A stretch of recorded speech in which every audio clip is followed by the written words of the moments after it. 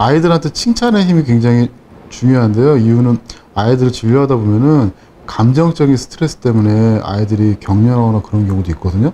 오늘도 아까 왔던 친구는 2월 달에 한 번, 5월 달에 한 번, 6월 달에 한 번, 3번을 했는데 아버님이 미리 상담을 요청하시면서 물어봤던 게 사실은 제가 연관성이 있는지 모르겠지만 선생님 블로그를 보다 보니까 제가 마침 그때 애가 경기한 3번 걔를 참다가 혼을 냈다고. 그래서 입에 거품을 물고 했는데 관계가 있느냐 그러는데 관계가 분명히 있고요. 근데 그거를 우리가 좋은 의도로 하는 건데 이제 결과물이 이렇게 나왔잖아요. 세상에 완벽한 부모는 없는데 또 노력하는 부모님들 좀 아시면 좋겠는 게 아이들 칭찬하는 방법이 정말 크거든요. 물론 이제 아이가 잘 되라고 좋은 의도로 얘기를 해주지만 제일 위험한 칭찬이 보면은 착하다. 그 다음에 예쁘다. 이게 제일 위험한 칭찬이라고 하는데 이게 이해가 잘 안 되시잖아요. 이게 한국어적인 특징인데 영어 같은 게 뭘 잘하면 awesome 하고 뭐 good 뭐 이렇게 얘기하잖아요. 근데 한국어는 특징적으로 일례적으로 하는 칭찬이 착하다. 그 다음에 예쁘다거든요. 그게 왜 위험하냐면 저희 한의원에 왔을 때도 엄마들이 치료를 받고 아이가 밖에서 기다리고 있어요. 그럼 엄마들이 나가서 잘 기다려줬네. 착하다. 얘기하거든요. 근데 그게 굉장히 위험한 게 아이는 그냥 밖에서 게임하고 기다렸는데 엄마가 착하다 그런 거예요. 자기는 전혀 착하지 않는데. 굉장히 논리적으로 안 맞잖아요. 근데 아이들은 되게 순수해요. 나는 착한 짓을 한 적이 없는데 엄마가 자꾸 자기 착하다 이렇게 올가미 씌운 거죠. 난 착하기 싫은데. 그 부모들은 옳고 그름을 알고 있는데요. 아이들은 옳고 그름이 아니라 그냥 자기 멋대로 하고 싶어요. 즉 아이들은 그냥 좋다 나쁘다만 있어요. 어른들은 옳고 그름, 아이들은 좋다 나쁘다만 있거든요. 근데 난 착하기 싫은데 착하다 그랬어요. 그러면은 두 가지 반응이 나타나요. 첫 번째는 엄마가 나한테 착하다고 했으니까 그거를 증명하기 위해서 계속 애쓰면서 하기도 싫은 착한 짓을 해요. 예를 들면은 뭐 이불을 갠다든지, 그 다음에 뭐 인사를 잘한다든지, 뭐 신발장을 정리한다든지, 그 다음에 동생을 보고 착하다는 칭찬을 받을 많이 노력을 하거든요. 그러다가 그게 아이들이 감당이 안 되면 그때부터 이제 아이들이 이제 퍼져버리죠. 이제 그러면 엄마들이 이렇게 얘기합니다. 원래 우리 애는 착했는데 어느 순간 친구를 잘못 만나서 그게 아니라 친구도 똑같아요. 그냥 아이는 그게 너무 부담스러웠던 거예요. 그냥 아이는 좋고 나쁜만 있어요. 어지럽히고 싶고 그냥 학교 갔다 와서는 옷 어지럽히고 싶고 그 다음에 밥도 먹기 싫을 때도 있고 하는데 자꾸 엄마가 착한 아이라고 하니까 자꾸 착해지려고 노력을 하거든요. 그 대표적인 게 이게 부모와 아이 사이라는 책을 제가 항상 부모님들한테 소개시켜 드리는데요. 이게 굉장히 고전적인 육아 지침서예요. 물론 우리나라 실정에 안 맞고 외국적인 그 라이프 스타일에 대한 내용이 있어서 좀 이해가 쉽지는 않은데 내용은 굉장히 간단하고 쉬워요. 그 하임 기너트의 부모와 아이 사이를 보시면 정말 위험한 칭찬에 대해서 자세히 나와 있고요. 또 한 가지 예를 들면은 이제 예쁘다라는 칭찬인데요. 이제 저희 집사람 얘기를 해도 되는지 모르겠어요. 저희 집사람 얘기인데 집사람이 맨날 장모님이 이쁘다 하셨대요. 자기는 이쁜 줄 알고 살았대요. 그런데 피아노 학원을 갔는데 저희 장모님 말씀은 그렇게 잘 다니던 애가 갑자기 어느 순간 피아노 학원을 가기 싫다고 자꾸 땡깡을 부리더래요. 그때는 몰랐대요. 근데 요즘 지나서 집사람이 얘기하기를 엄마한테 물어봤대요. 엄마 나 이뻐? 이상하게 갑자기 물어봤으니까 궁금했을 텐데 저 역시도 그렇지만 당연히 이쁘죠 자기 딸은. 그러니까 당연히 이쁘지. 몇 번을 물어봤대. 엄마 나 이뻐? 이쁘지? 최고로 이쁘지. 더 과하게 더 이쁘다고 해줬어요. 근데 이제 나중에 집사람 얘기는 뭐였냐면 엄마는 분명히 나를 이쁘다 그랬는데 피아노 학원에 갔더니 더 이쁜 애를 만난 거예요. 옷도 너무 이쁘고. 근데 우리 엄마는 그거 못 사줄 것 같은 거야. 딱 뻔히 보이는 거야. 아빠 얼굴이 보이는 거야. 그런 옷까지 우리가 형제가 많은데 못 사주. 쟤는 혼자인데. 그러니까 가기 싫어지고 너무나 자존심 상하게 그 아이가 피아노도 더 잘 친대요. 이쁘죠. 옷도 이쁘죠. 좌절한 거죠. 그래서 그 무거움을 내려놓기 위해서 피아노 학원을 안 가겠다 그랬고 장모님은 이유를 모르니까 혼냈고. 만약에 우리가 그 아이들의 감성을 이해하고 대화를 한다면 한 번쯤은 낯설은 질문을 하니까 무슨 일이 있니? 엄마 세상에서 네가 예쁜데 우리 딸 오늘 뭐 불편한 게 있어? 물어볼 수 있었는데 아무도 물어보지 않았던 거죠. 그냥 이뻐 그런 게 제일 간단하니까. 그렇죠?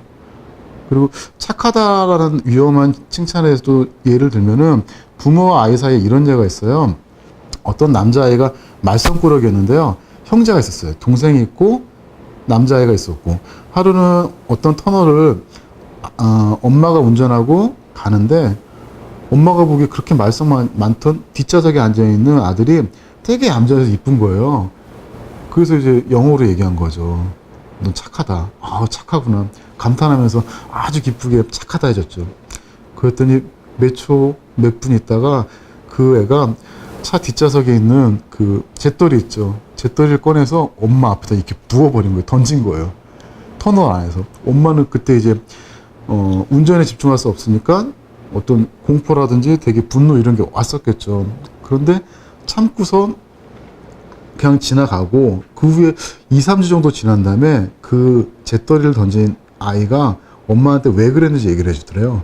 그게 왜 그랬냐면은 그 아이가 골똘하게 있으면서 엄마랑 아빠 사이에 가운데 앉아있는, 즉 앞좌석의 중앙에 앉아있는 동생을 보면서 잭나이프 칼로다가 차를 이렇게 반을 싹 가르면 동생만 쏙 빠지고 딱 닫고 가면은 엄마랑 아빠 내가 독차지할 수 있겠지 하면서 그런 되게 얄궂은 상상을 하고 있는데, 그 순간 엄마가 착하다 라고 선언하신 거예요.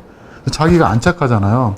그럼 아이들은 그거를 내려놓기 위해서 난 착하지 않아요, 그 증명하게 되거든요. 그래서 아이들의 패턴은 엄마 아빠가 얘기했던 그 위험한 칭찬을 증명하기 위해서 평생을 짊어지고 살거나, 혹은 그거를 저항하면서 내려놓거나, 둘 중에 하나거든요. 그래서 그게 위험하다는 칭찬이라고 하고요. 그 다음에 한국에서 또 위험한 칭찬이 똑똑하다.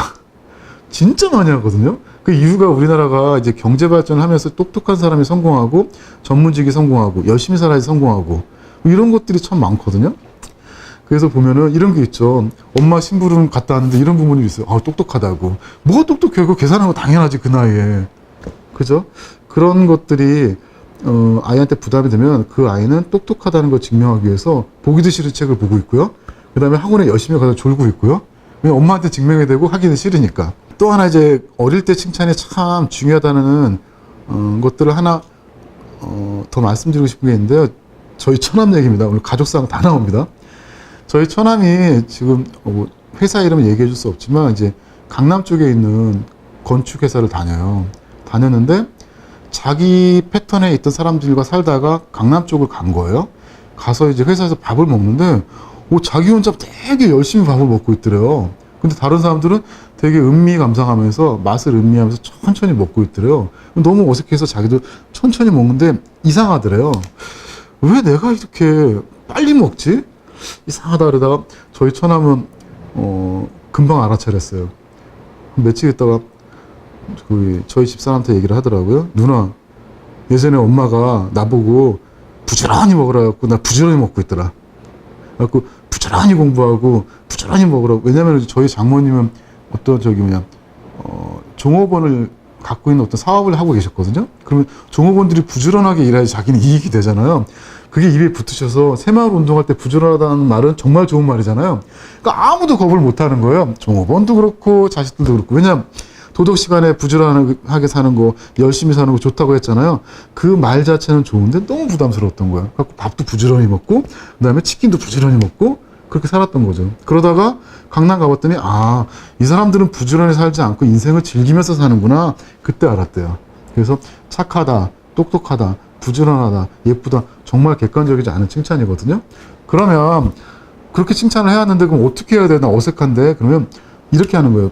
객관적으로 어떤 팩트에 대해서 정확하게 얘기하고 거기에 대해서 내 마음이 좋았다라고 칭찬하면 되거든요.